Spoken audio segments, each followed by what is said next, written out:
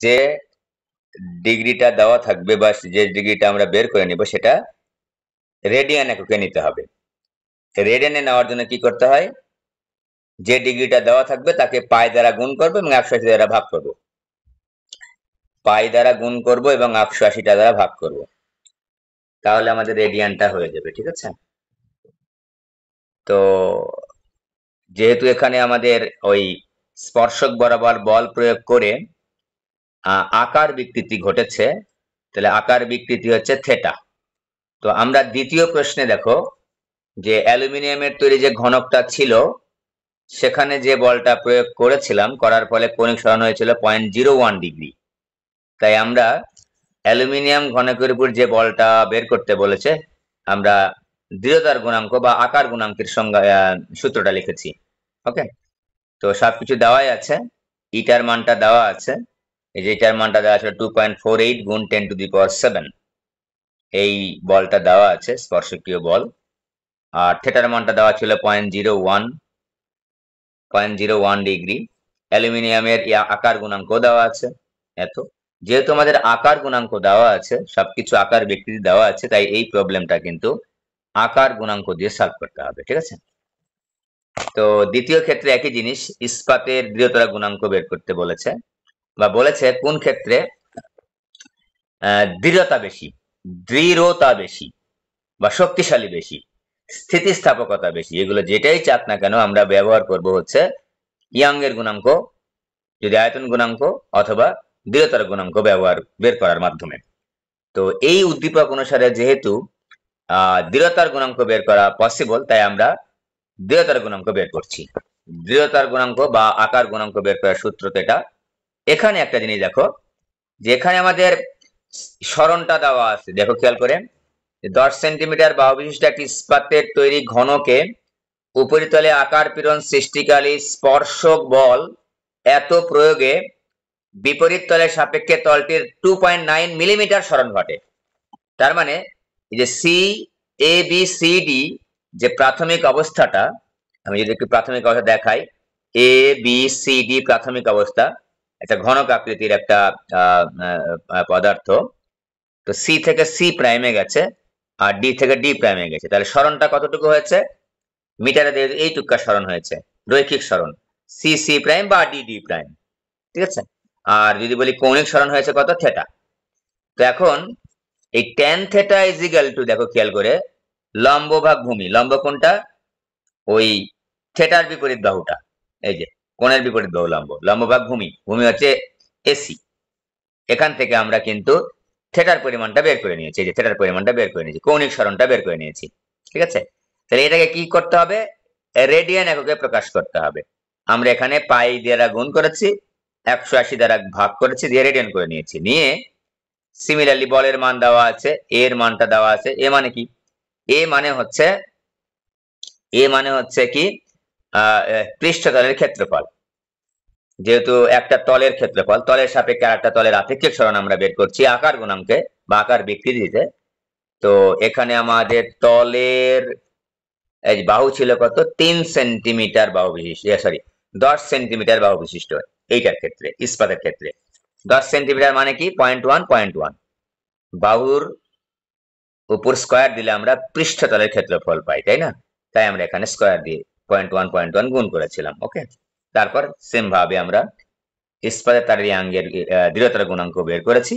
বের করে দেখলাম এইটার মানের তুলনায় এখানকার যে দৃঢ়তার গুণাঙ্ক দেওয়া আছে অ্যালুমিনিয়ামের 2.6 গুণ 10⁻10, এখানে পেয়েছি আমরা 8.41 গুণ 10⁻10। তার মানে ইস্পাতের তারের ইয়াংয়ের গুণাঙ্কটা বেশি পেয়েছি। সুতরাং ইস্পাতের তারের দৃঢ়তাটা বেশি বা শক্তিশালী বেশি বা স্থিতিস্থাপকতা বেশি। ওকে, ওটা একটু এক্সেপশনাল ছিল কিন্তু। ঠিক আছে, সাধারণত আমাদের দৃঢ়তার গুণাঙ্ক আসে না পরীক্ষায়, আসলে কিভাবে আমরা প্রবলেমটা সলভ করব সেটা দেখেছি।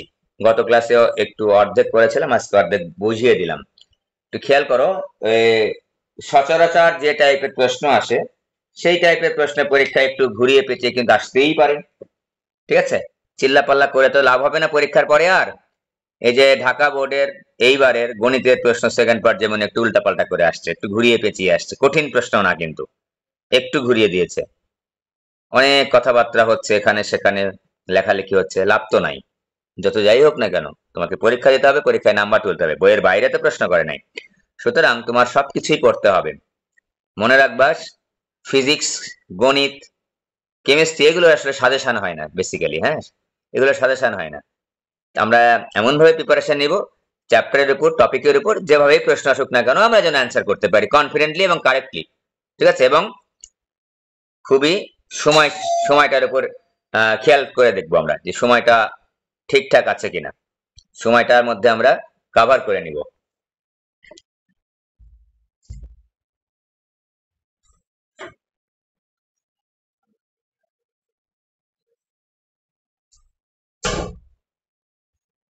এবার দেখো, আমি আরো কিছু প্রশ্ন লিখেছি। কুমিল্লা বোর্ড 2024, এগুলো আগে যেগুলো করেছি সেই রকমই, আমি জাস্ট দেখানোর জন্য একটু লিখেছি। খেয়াল করে দেখো, আমার এখানে কতগুলো ইনফরমেশন দেওয়া আছে। এক্স তার, ওয়াই তার, দৈর্ঘ্য দেওয়া আছে এক্স তারের এটা, ওয়াই তারের এটা, ব্যাসার্ধ দেওয়া আছে। একটু আমি সতর্ক করার জন্য এটা বলেছি, আবার বারবার বলছি যে এই যে দৈর্ঘ্য দেওয়া আছে দেখো, এককটা ব্র্যাকেটে লেখা থাকবে, কিন্তু এরকম শক আকারে দেওয়া থাকলে মিটার। এই যে ব্যাসার্ধ মিলিমিটারে দেওয়া আছে, বল নিউটনে দেওয়া আছে, দৈর্ঘ্য প্রসারণ মিলিমিটারে দেওয়া আছে, ব্যাস হ্রাস মিলিমিটারে দেওয়া আছে। ঠিক আছে? তো এক্স তারের পয়সনের অনুপাত বের করতে বলেছে। এক্স তারের পয়সনের অনুপাত বের করতে বলেছে। সিগমা ইজ ইকুয়াল টু কি আমাদের সূত্র? উপরে থাকবে পার্শ্ব বিকৃতি ডি ভাগ ডি, নিচে থাকবে হচ্ছে দৈর্ঘ্য বিকৃতি এল ভাগ এল। এইভাবে লিখতে পারি। একটু দেখো এখানে খেয়াল করে, তো এখানে আমাদের এই পাশে আসে ব্যাসার্ধ দেওয়া আছে, আর এই পাশে দেওয়া আছে ব্যাস হ্রাস দেওয়া আছে। ঠিক আছে? তো একটু খেয়াল করো, ব্যাসার্ধ, আদি ব্যাসার্ধ দেওয়া আছে, আর এখানে ব্যাস হ্রাস দেওয়া আছে। যেহেতু আমাদের ব্যাসার্ধ দুইটাই নিতে হবে, অথবা ব্যাস দুইটাই নিতে হবে। ঠিক আছে? তো আমরা যদি ব্যাসার্ধকে ব্যাস করে নিই, এক্স তারের ক্ষেত্রে খেয়াল করে দেখো, এক্স তারের ক্ষেত্রে তাহলে এখানে ব্যাসার্ধকে যদি আমি ডাবল করি, ডি ইজ ইকুয়াল টু 2 আর 2 গুণ 0.5 ইজ ইকুয়াল টু 1 মিলিমিটার। খেয়াল করো, মিলিমিটার কিন্তু। হ্যাঁ, তো 1 গুণ 1 মিলিমিটার মানে 10⁻³ মিটার। ওকে, আমরা ব্যাসে পরিণত করলাম, কারণ এটাও ব্যাস আছে। তাহলে এখন খেয়াল করে দেখো, ছোট হাতের ডি না, এটা বড় হাতের ডি, আদি ব্যাস দেওয়া আছে। ছোট হাতের ডি মানে কি? ব্যাসের হ্রাস। তো বুঝতেই পারছো, দৈর্ঘ্য যেহেতু প্রসারিত হয়েছে এটা লিখবো পজিটিভ, আর ব্যাস যেহেতু হ্রাস হয়েছে সেটা লিখবো হচ্ছে নেগেটিভ। তাহলে আমরা কি লিখবো? -0.005 মিলিমিটার। তো -0.005 গুণ 10⁻³ মিটার। এবার দেখো দৈর্ঘ্য প্রসারণ মানে কতটুকু দৈর্ঘ্য বৃদ্ধি পেয়েছে। এল ইজ ইকুয়াল টু 7 মিলিমিটার, বা 7 গুণ 10⁻³ মিটার। বাসায় অঙ্কগুলা হাতে লিখে লিখে করবা। দেখছো, বুঝতে পারতেছো, ভালো কথা, প্র্যাকটিস করবা লিখে লিখে।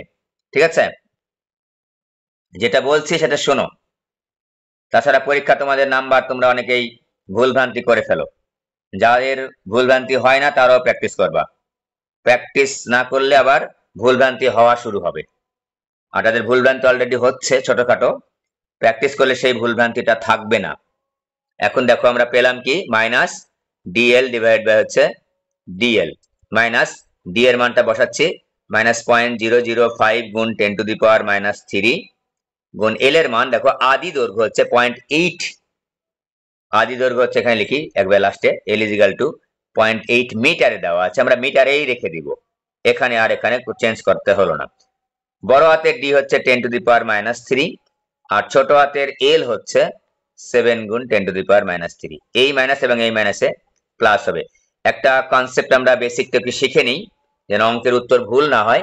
বেসিকটা হচ্ছে, কোন তারের দৈর্ঘ্য যদি বৃদ্ধি পায় আর ব্যাস যদি হ্রাস পায়, দেখো একটা বৃদ্ধি অন্যটা হ্রাস, তাহলে অল টাইম সিগমার মানটা বা কি বলে পয়সনের অনুপাতটা কিন্তু পজিটিভ হবে। আবার সিমিলারলি ব্যাস মনে করো বৃদ্ধি পেয়েছে, দৈর্ঘ্য মনে করো হ্রাস পেয়েছে, তখনও কিন্তু পজিটিভ হবে। অর্থাৎ একটা বৃদ্ধি পেলে যদি অন্যটা হ্রাস পায়, তাহলে সিগমার মানটা অল টাইম পজিটিভ হবে।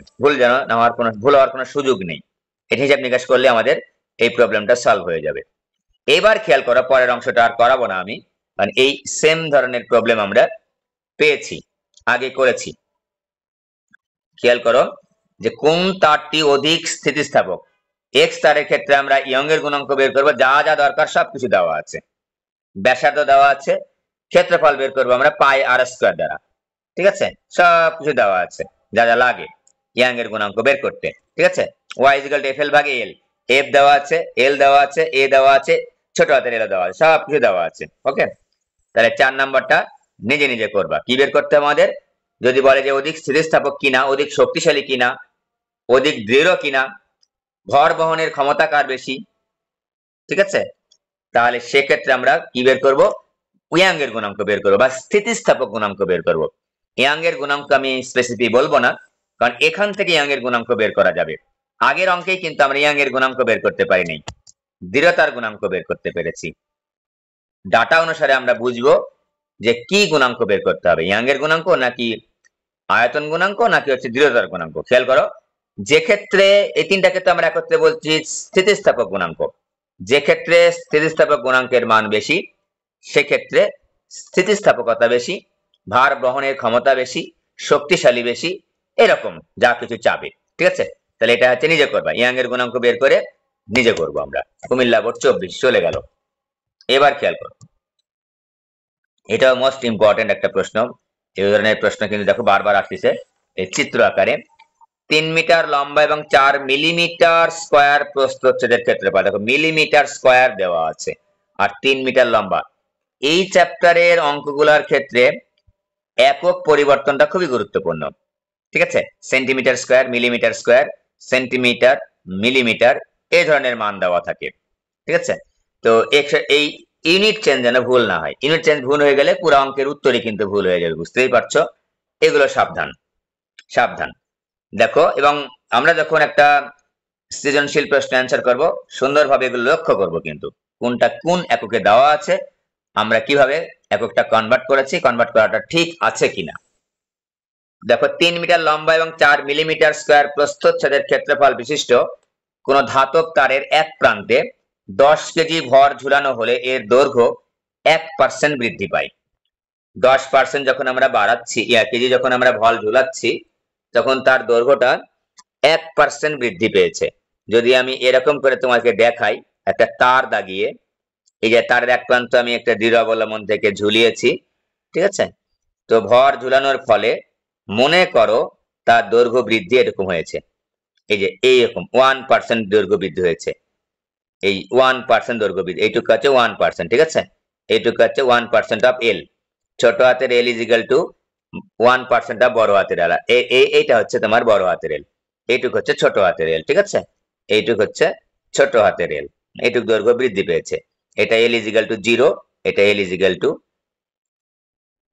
এল। খেয়াল করো, তো আমাদের প্রশ্ন হচ্ছে যে তারের দৈর্ঘ্য 1% বৃদ্ধিতে কৃত কাজ কত, ঠিক আছে। তোমাদের আরো আগে একটু খ নাম্বার প্রশ্ন লিখে নিয়েছি। কোন তারের স্থিতিস্থাপক বিভব শক্তি 50 জুল বলতে কি বোঝো?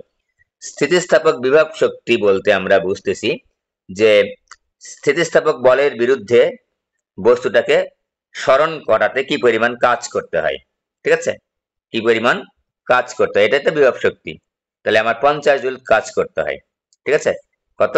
স্মরণ ঘটাতে আমাদের 50 গুণ কাজ করতে হয়। কোন তারের বিভব শক্তি সম্পর্কে আমাদের জানা আছে, বিভব শক্তি মানে তারের স্মরণে, তার যখন প্রসারিত হয়, তারের সম্প্রসারণে কি পরিমাণ কাজ করতে হয়, ঠিক আছে। ওকে, বিভব শক্তির সংজ্ঞাগুলো আমরা পড়েছি। এবার দেখো তারটির দৈর্ঘ্য 1% বৃদ্ধিতে কৃতকাজের পরিমাণ কত? তারটির দৈর্ঘ্য কতটুকু বৃদ্ধি পাবে? 1% বৃদ্ধি পাবে। তো 1% বৃদ্ধি পাচ্ছে, কৃত কাজ কত আমাদের জানা আছে। কৃত কাজ বের করার সূত্র হচ্ছে হাফ ইন্টু বল গুণ স্মরণ। সবাই আমরা এভাবে শিখেছি, এভাবে শিখে মনে রাখতে বলেছি যে কৃত কাজ ইজ ইকুয়াল টু হচ্ছে বল গুণ স্মরণ, তাকে 2 দ্বারা ভাগ করবো আমরা। ওকে, তো এফ এর মানটা কি দেওয়া আছে? আসলে এফ এর মানটা দেওয়া নেই, আমরা এভাবে বের করবো, ঠিক আছে। দেখো খেয়াল করে, এফ এর মান হচ্ছে এম জি, কি বলে এটা লেখো, 1% বৃদ্ধি পেয়েছি না, তাহলে আমরা একটা কাজ করি, 1% বৃদ্ধি পেয়েছে, তাহলে ছোট হাতের এল ইজ ইকাল টু 1% অফ বড় হাতের এল। তাহলে 1% মানে 1/100 ইন্টু বড় হাতের এল হচ্ছে 3.03, এতখানি মিটার। এটা হচ্ছে আমাদের, ঠিক আছে। আর এফ যেহেতু দেওয়া নেই, ভর দেওয়া আছে, তাহলে এফ ইজ ইকাল টু আমরা এমজি লিখবো, F is equal to MG L লিখবো। তারপর আমাদের যা হবে হিসাব নিকাশ করলে সেটাই হবে আমাদের বিভব শক্তি, ঠিক আছে, সেটাই হবে বিভব শক্তি। হিসাব করতে বললাম তোমাদের। এম এর মানটা বসাবো 10 কেজি, জি এর মান আমাদের 9.8 meter per second square, M এর মান হচ্ছে 10 কেজি। আমরা দেখে নিব আগে যে আমাদের ডাটায় কি কি দেওয়া আছে, সেই ডাটা অনুসারে কিন্তু আমাদের প্রবলেম সলভ করতে হবে, সেই ডাটা অনুসারে কিন্তু আমাদের প্রবলেম সলভ করতে হবে, ঠিক আছে। এখানে ডাটার মধ্যে বলের পরিমাণটা দেওয়া নেই, কিন্তু ভরের পরিমাণটা দেওয়া আছে এবং ভরটা ঝুলানো হয়েছে, ভরটা যেখানে ভরটা ঝুলানো হয়েছে, M is equal to 10 KG. ঝুলানো ভর মানে কি, তাই নিচের দিকে কতখানি বল প্রয়োগ করেছে, 10 কেজি বল প্রয়োগ, 10 ইন্টু 9.8 এমজি পরিমাণ বল প্রয়োগ করেছে। ওকে, পরের প্রশ্ন দেখো, মজার প্রশ্ন, যে তারটি কোন পদার্থের তৈরি যেখানে আয়রন, অ্যালুমিনিয়াম, লেডের পয়সনের অনুপাত নিম্নরূপ। দেখো, পয়সনের অনুপাত দেওয়া আছে আয়রনের, পয়সনের অনুপাত দেওয়া আছে অ্যালুমিনিয়ামের, পয়সনের অনুপাত দেওয়া আছে লেডের। তাহলে আমরা এই উদ্দীপকের এই উদ্দীপক অনুসারে এই প্রশ্নের উত্তর দেওয়ার জন্য আমরা কি বের করব? আমরা অবশ্যই যে তারটি কোন ধাতব পদার্থের তৈরি বা কোন পদার্থের তৈরি যেখানে আয়রন এবং অ্যালুমিনিয়াম, লেডের দেওয়া আছে পয়সনের অনুপাত, তাই আমরা এই ডাটা ব্যবহার করে পয়সনের অনুপাত বের করব। এই ডাটা ব্যবহার করে পয়সনের অনুপাতটা বের করব। পয়সনের অনুপাত বের করে দেখব এই ডাটার মধ্যে কোন ধাতব পদার্থের পয়সনের অনুপাতের সাথে মিলে যায়। যেটার সঙ্গে মিলে যাবে, যেটার সাথে মিলে যাবে সেটা আমরা কমেন্ট করব যে এই ধাতব পদার্থের তৈরি। যশোর 24 এই ধাতব পদার্থের তৈরি, ঠিক আছে।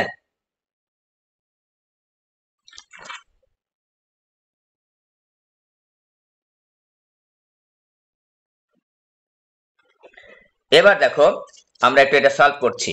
প্রথম ক্ষেত্রে হচ্ছে এই যে আমরা প্রথমে এই উদ্দীপক অনুসারে দেখো 3 মিটার লম্বা পয়সনের অনুপাত বের করছি। পয়সনের অনুপাত কেন বের করছি? কারণ আমাদের ডাটার মধ্যে 3টা ধাতব পদার্থের পয়সনের অনুপাত দেওয়া আছে। যদি ডাটার মধ্যে 3টা ধাতব পদার্থের ক্ষেত্রে ইয়ংয়ের গুণাঙ্ক বের করা দেওয়া থাকতো, তাহলে আমরা কিন্তু ইয়ংয়ের গুণাঙ্ক বের করে আমরা কমেন্ট করতে পারতাম, ঠিক আছে। ডাটার মধ্যে যেটা দেওয়া থাকবে সেটা অনুসারে আমাদের অ্যান্সার করতে হবে। তো দেখো খেয়াল করে আমাদের কি কি দেওয়া আছে একটু দেখে নিই। 3 মিটার লম্বা, তার মানে L is equal to 3 meter, ঠিক আছে, 3 মিটার লম্বা। তো পয়সনের অনুপাত বের করার জন্য কি কি লাগবে একটু দেখে নিই। পয়সনের অনুপাত sigma is equal two minus, উপরে থাকবে হচ্ছে ডি ভাগ ডি, নিচে থাকবে হচ্ছে এল ভাগ এল, বা sigma is equal to DL divide by হচ্ছে ডিএল, ডি দিয়ে যদি আমরা তৈরি করি, ঠিক আছে। আবার ব্যাসার্ধ দিয়েও করতে পারি, আমাদের ইচ্ছা। পয়সনের অনুপাত হচ্ছে এই সূত্রটা। তো এখন খেয়াল করে দেখো সবই ঠিক আছে, কি কি আছে একটু দেখে নিই, কি কি আছে একটু দেখে নিই। এল এর মানটা দেওয়া আছে, এল এর মানটা দেওয়া আছে, ওকে, এবং দৈর্ঘ্য বৃদ্ধিটাও দেওয়া আছে, এবং এখানে দেখো এত প্রস্থচ্ছেদের ক্ষেত্রফল দেওয়া আছে, তার মানে এর মানটাও দেওয়া আছে 4 মিলিমিটার স্কোয়ার, বা 4 গুণ 10⁻⁶ মিটার স্কোয়ার। দেখো মিলিমিটার স্কোয়ার থেকে যদি আমরা মিটার স্কোয়ার যাই, তাহলে 10⁻⁶ দ্বারা গুণ করতে হয়। দৈর্ঘ্য বৃদ্ধি দেওয়া আছে 1%, তাহলে L is equal to 1% of L, তার মানে হচ্ছে 1/100 ইন্টু হচ্ছে 0.03, সরি এটা 3 সমান 0.03 মিটার। আচ্ছা, তাহলে আমার দেখো এখানে ছোট হাতের এল আছে, বড় হাতের এল আছে। এবার ছোট হাতের ডি লাগবে, বড় হাতের ডিও লাগবে। ছোট হাতের ডি বের করা সহজ, কারণ এখানে সরি বড় হাতের ডি বের করা সহজ। বড় হাতের ডি মানে কি, আদি ব্যাস। তো আদি ব্যাস বের করার জন্য যেহেতু আমাদের ক্ষেত্রফলটা দেওয়াই আছে, তাহলে আমরা এখানে এই সূত্রটা একটু দেখো তো, এ ইজ ইকাল টু দেওয়া আছে 4 মিলিমিটার স্কোয়ার। তো এর জায়গায় আমরা কি 4 আর স্কোয়ার লিখতে পারি, আর স্কোয়ার লিখতে পারি যেহেতু আর, তাহলে 4 গুণ 10 to the power minus 6, 4 গুণ 10 to the power minus 6। তো এখান থেকে যদি আমরা r বের করি রুট ওভার অফ 4 গুণ 10 to the power minus 6 divide by 3.1416, ওই যে আমরা r স্কয়ারের মান এটা ভাগ পাই r ইজিক্যাল এটা বের করে নিলাম, ঠিক আছে, এটা বের করে নিলাম। তো এইটাকে আমরা একটু 1 নাম দিচ্ছি, যেহেতু আমাদের ব্যাস হ্রাস কতটুকু পাবে এটা তো বের করতে হবে, তাই না? তাহলে আমরা এই সূত্রটাকে এভাবে লিখে নিচ্ছি, ডেল r ইনটু বড় হাতের l ডিভাইড বাই d এর জায়গায় লেখা হচ্ছে r ইনটু হচ্ছে ডেল l, বা শুধু l লিখতে পারো, ডেল l বা ডেল l যেহেতু লিখে ফেলেছি এটা ডেল l লেখো। ডেল l মানে দৈর্ঘ্য বৃদ্ধি বা প্রসারণ, ঠিক আছে, ডেল l লিখলাম, কোনো সমস্যা নাই, ডেল l লিখতে পারো, ছোট হাতের l লিখতে পারো, ব্যাসার্ধ দিয়ে করছি। তো এখন এই যে r, এগুলো প্রথম ক্ষেত্রে কিন্তু আদি অবস্থা, এটার নাম দিলাম l1 a1, ঠিক আছে, আর এটার নাম দিলাম হচ্ছে a1 r1 r1। তাহলে আমরা r1 এর মানটা কত পেলাম? r1 এর মানটা পেলাম হচ্ছে 4 গুণ 10 to the power minus 6 root over 4 গুণ 10 to the power minus 6 root of answer ভাগ হচ্ছে, না রে বাবা হলো না তো, ভাগ হচ্ছে root over of 3.1416, 1.128377। একটু খেয়াল করব আমরা 10 to the power minus 3 metre, খেয়াল করব কি যে অনেকগুলো আমি সংখ্যা লিখেছি, কারণটা হচ্ছে কারণটা আমি এখনই বলছি, বারবার তোমাদের বলেছি যে আমরা কিন্তু বড় সংখ্যাটা যখন খুবই সেনসিটিভ নাম্বার তখন দেখো 10 to the power minus 3 তখন অনেকগুলা সংখ্যা আমরা নিব। এবার তারের কিন্তু দৈর্ঘ্য বৃদ্ধি পেয়েছে, আয়তনটা তাহলে সেম আছে ধরে নিলাম আমরা, তাহলে v1 is equal to v2, v1 is equal to v2, আদি আয়তন সমান সমান শেষ আয়তন, তাহলে আদি আয়তনের জায়গায় কি লিখবো? a1 l1 is equal to a2 l2, তাহলে a1 l1 মানে পাই r1 square into l1 is equal to pi r2 square into l2। ভালো করে খেয়াল করো, কিন্তু এটা ইম্পর্টেন্ট, কিন্তু সময় নিয়ে করাচ্ছি। পাই পাই কেটে গেল, r1 স্কয়ার গুণ l1 r2 স্কয়ার গুণ l2, তো আমরা পাচ্ছি r2 স্কয়ার দরকার, r2 স্কয়ার r1 স্কয়ার গুণ l1 ডিভাইড হচ্ছে l2, বা r2 is equal to root over of r1 square গুণ l1 ডিভাইড হচ্ছে l2। একটু খেয়াল করি, যেহেতু আমরা তারের দৈর্ঘ্য বৃদ্ধিটা 1% হয়েছে এটা নিয়ে কাজ করছি, তাহলে একটু খেয়াল করি তারের দৈর্ঘ্য যখন 1% বৃদ্ধি পেল, তারের দৈর্ঘ্য এখন হয়েছে কত?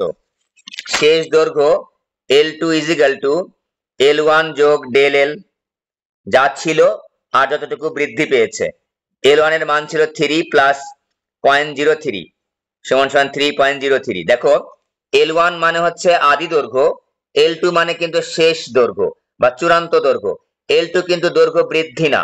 যখন আমি তারের আয়তন বের করব তখন কিন্তু শেষ দৈর্ঘ্য শেষ প্রস্থচ্ছেদের ক্ষেত্রফল লিখতে হবে।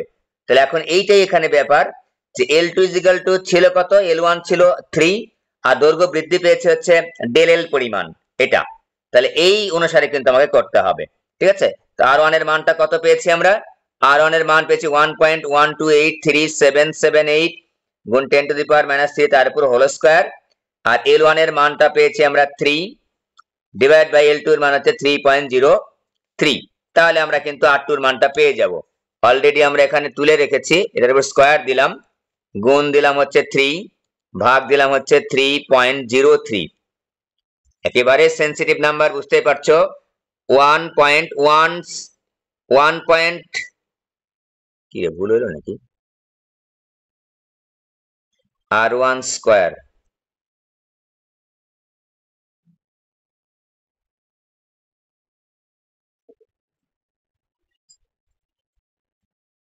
কোনটা? r1 এর মান কি ঠিক লিখি নাই? ভুল করছি কোথায় যেন, দাঁড়াও, ও রুট করতে হবে, সরি, এই পুরোটাকে রুট করতে হবে না, আবার root of answer is equal to 1.1227777923 গুণ 10 to the power minus 3, এটা পাই। দেখো অনেক এখন প্রশ্ন, স্যার সেনসিটিভ নাম্বার যদি পয়েন্টের পরে 2 সংখ্যা নিতাম, দেখো তো পয়েন্টের পরে যদি 2 সংখ্যা নিতাম তাহলে আমরা কত বড় সমস্যায় পড়তাম। দেখো তো পয়েন্টের পর 1 2 আছে, কিন্তু দেখো 1.12, এই যে পয়েন্টের পর এখন 1.12 আছে। তো পয়েন্টের পর যদি আমরা দুইটা সংখ্যা নিতাম, তাহলে R1 এবং R2 কোনো পার্থক্য ধরা পড়তো না? ধরা পড়তো না, 0 পেয়ে যেতাম আমরা। তাহলে অঙ্কটা কিন্তু আমাদের আর হতো না।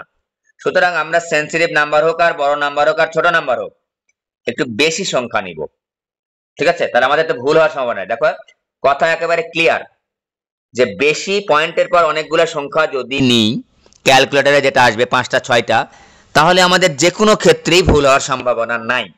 কিন্তু যদি আমরা পয়েন্টের পর 2টা 3টা সংখ্যা নিই, অনেক ক্ষেত্রে ভুল হওয়ার সম্ভাবনা আছে, অনেক ক্ষেত্রে ভুল হওয়ার সম্ভাবনা নেই। আমরা কোনটা করব তাহলে? যে ক্ষেত্রে কোনোভাবেই আমার ভুল হওয়ার সম্ভাবনা নাই সেটা আমরা লিখব, পয়েন্টের পর অনেকগুলো সংখ্যা লিখব, সেন্সিটিভ নাম্বার হোক অথবা বড় নাম্বার হোক, ঠিক আছে? তাহলে আমাদের ভুল হওয়ার সম্ভাবনা কিন্তু থাকলো না। দেখো R1 ছিল হচ্ছে এইটা, R2 হয়েছে এইটা, তাহলে ডেল আর বা পরিবর্তনটা কত? পরিবর্তনটা বের করবো আমরা হচ্ছে R2 বিয়োগ হচ্ছে R1 দ্বারা, নেগেটিভ মান আসবে। বুঝতেই পারছো, দৈর্ঘ্য যেহেতু বৃদ্ধি পেয়েছে, ব্যাসার্ধ কিন্তু অবশ্যই হ্রাস পাবে। তো আমরা বিয়োগ করে দিই, বিয়োগ এটা দিচ্ছি, দেখো যেহেতু মাইনাস চিহ্ন দিয়েছি, ভুলে যেও না, মাইনাস চিহ্ন কিন্তু দিয়েছি, তাহলে আমরা কিন্তু R2 থেকে R1 বাদ দিব, ঠিক আছে? অবশ্যই R2 থেকে R1 বাদ দিব। এগুলো তোমাদের যেন ভুল না হয়, একটা বৃদ্ধি পেয়েছে আর একটা হ্রাস পাবে অবশ্যই, কারণ এগুলো ধাতব পদার্থ। ধাতব পদার্থের ক্ষেত্রে একটা বৃদ্ধি পেলে মানে ব্যাস বা ব্যাসার্ধ বৃদ্ধি পেলে দৈর্ঘ্য হ্রাস পায়, অথবা দৈর্ঘ্য বৃদ্ধি পেলে ব্যাস বা ব্যাসার্ধ হ্রাস পায়। বিয়োগ করছি 1 পয়েন্ট, আচ্ছা এখানে একটু ইয়া দিই, ব্র্যাকেট দিই, 1.1283778 গুণ 10 টু দি পাওয়ার -3, আমরা পেলাম কত? 5.59, 5.6 লেখা যায়, 5.6, অনেকগুলো সংখ্যা না নিলে চলে, 5999, এর জন্য আমি 5.6 লিখলাম, 10 টু দি পাওয়ার -6 মিটার, ঠিক আছে? ডেলারের মানটা এখন এখানে বসাতে পারবো আমরা, তাহলে মাইনাস, এখানে একটা মাইনাস, বুঝতেই পারছো মাইনাস মাইনাস অলরেডি প্লাস হয়ে যাবে। আরো একটা কথা বলে রাখি, আমাদের সিলেবাসে যেটা আছে, পয়সনের অনুপাত সব সময় পজিটিভ বের হবে, পয়সনের অনুপাত সব সময় পজিটিভ বের হবে, ঠিক আছে? বুঝতে পেরেছো? তো আমাদের এখানে একটা মাইনাস আছে, তার ডেলারের মানটা নেগেটিভ পাইছি, নেগেটিভে অলরেডি পজিটিভ হয়ে যাবে। ওকে, আচ্ছা, যদি এখানে পজিটিভ দিয়ে বের করতাম আমরা পয়সনের অনুপাত, তাও ঝামেলা হতো না কিন্তু। তাহলে আমি ডেলারের মানটা তখন আর R2 বিয়োগ R1 না লিখে R1 বিয়োগ R2 লিখতাম, বড়টা থেকে ছোটটা বিয়োগ দিতাম। তো আমরা বারবার বলেছি যে যেটা বৃদ্ধি পাচ্ছে সেটা পজিটিভ থাকবে, যেটা হ্রাস পাচ্ছে সেটা নেগেটিভ থাকবে, ঝামেলা শেষ। এবং আমরা মাইনাস দিয়ে সূত্রটা দিয়ে করব। ওকে, তাহলে আমরা কত লিখবো? 5.6 -5.6 গুণ 10 টু দি পাওয়ার -6, আর এল এর মান হচ্ছে 3 ডিভাইড বাই আর এর মান, আর মানে এখানে R1 বেসিক্যালি, এল মানে L1, ঠিক আছে? তাই আমার আদি বলতে আমি L1 ধরে নিয়েছি, আদি বলতে R1 ধরে নিয়েছি, 1.1283778 গুণ 10 টু দি পাওয়ার -3 গুণ হচ্ছে ডেল এল হচ্ছে 0.03, এটা হিসাব নিকাশ করলে আমরা পেয়ে যাব আমাদের কাঙ্ক্ষিত সিগমার মান, ঠিক আছে? হিসাব নিকাশ একটু করে নিচ্ছে, কত হয় রে, এটা হিসাব করছো? এত গুণ হচ্ছে 3 ভাগ হচ্ছে 0.03 ভাগ হচ্ছে 1.1283778, কত পেলাম? তোর ভুল হয়ে গেছে কোথায় যেন, 5.6 গুণ 10 to the power -6 equal to গুণ হচ্ছে 3 ভাগ হচ্ছে 0.03 ভাগ হচ্ছে 1.1283778 গুণ 10 টু দি পাওয়ার 20 দিয়েছিলাম না তখন, 0.49 হিসাব করা লিখছি, 0.49 হিসাবটা করলাম এই কারণে, আমি একটু কমেন্ট করাটা শিখাচ্ছি। 0.49 পেয়েছি সিগমার মানটা, অতএব সিগমার মানটা, এই অঙ্কটা ভালোভাবে করবা, কিভাবে করলাম দেখবা, একটু ইনফরমেশন কিন্তু অনেকগুলা লিখেছি।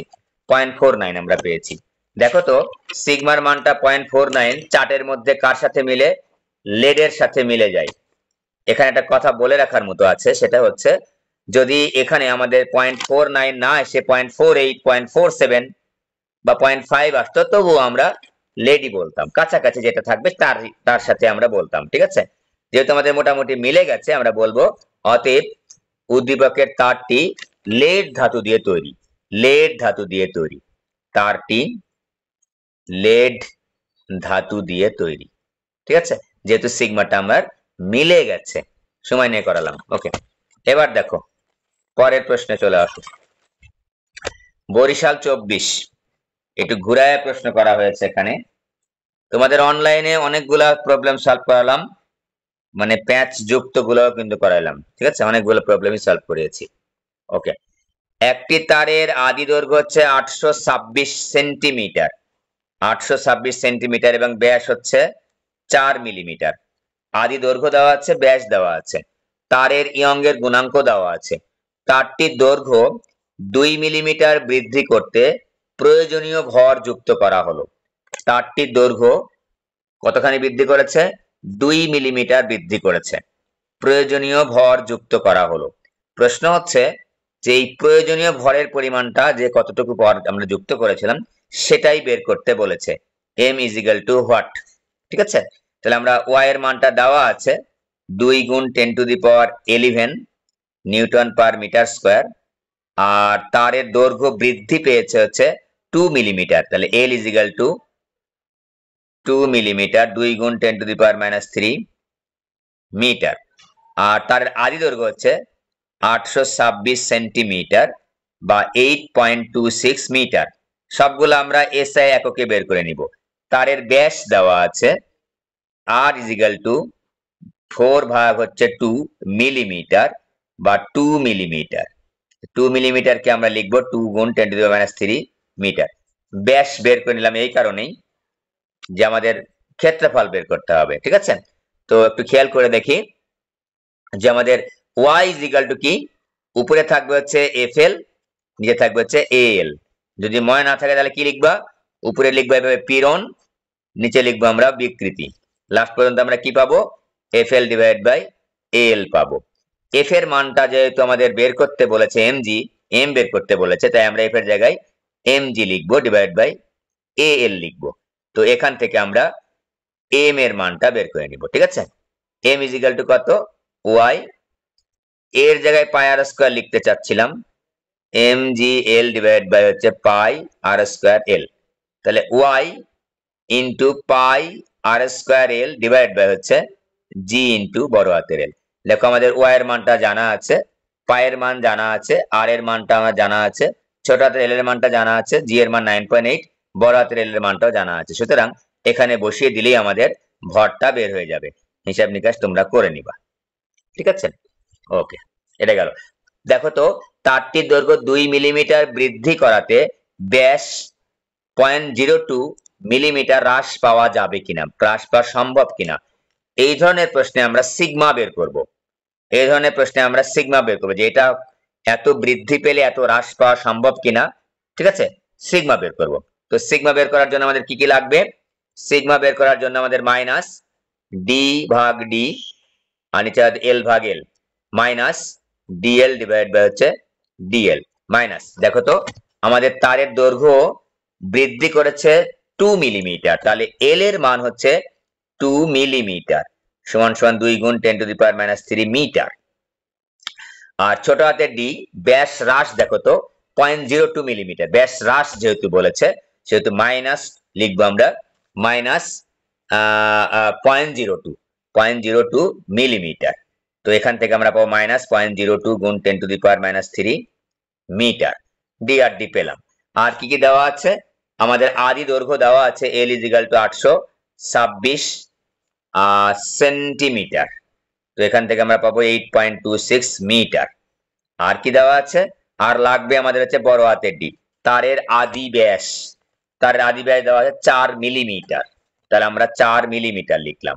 আমি যেভাবে লিখছি এভাবে লিখে নিবা, 4 গুণ 10 টু দি পাওয়ার -3 মিটার। বসিয়ে দিই আমরা ছোট হাতের ডি এর মান -0.02 গুণ 10 টু দি পাওয়ার -3 বড় হাতের এল এর মান হচ্ছে 8.26 ডিভাইড বাই বড় হাতের ডি এর মান হচ্ছে 4 গুণ 10 টু দি পাওয়ার -3 গুণ ছোট হাতের এল এর মান হচ্ছে 2 গুণ 10 to the power -3 equal to, খেয়াল করো আমরা একটু ক্যালকুলেশন করে নিব। 10 to the power 3 10 to the power 3 কেটে গেল, 0.02 গুণ হচ্ছে 8.26 ইজিক্যাল টু এত ভাগ 4 ভাগ 2 গুণ হচ্ছে 1000, এটা একটা উপরে চলে গেলে 1000 হবে। 20.65 মাইনাসে মাইনাসে পজিটিভ হয়েছে। দেখো তো আমরা তখন কমেন্ট করব যে আমাদের জানা আছে সিগমার মান -1 থেকে +1/2 এর মধ্যে। সুতরাং কি যে প্রশ্নটা করেছিল যে ব্যাস এত পাওয়া সম্ভব কিনা, হ্যাঁ না, ব্যাস এত হ্রাস পাওয়া সম্ভব নয়। ঠিক আছে, তো ব্যাস কতটুকু হ্রাস পাওয়া সম্ভব এটাও আমরা বের করে দেখাবো, যদি আমাদের মন চায় এটুকু বের করে দেখালেই হবে যে সিগমা এর মান -1 থেকে +1/2 এর মধ্যে, কিন্তু আমরা এখানে সিগমা কত পেয়েছি 20.65, সুতরাং এই রেঞ্জের মধ্যে পড়ে না, সিগমা এতর মধ্যে। অতএব তারটির ব্যাস তারটির দৈর্ঘ্য 2 মিলিমিটার বৃদ্ধি করলে তার ব্যাস 0.02 মিলিমিটার হ্রাস পাওয়া সম্ভব নয়। খুবই ইম্পর্টেন্ট কিন্তু এই প্রশ্নটা।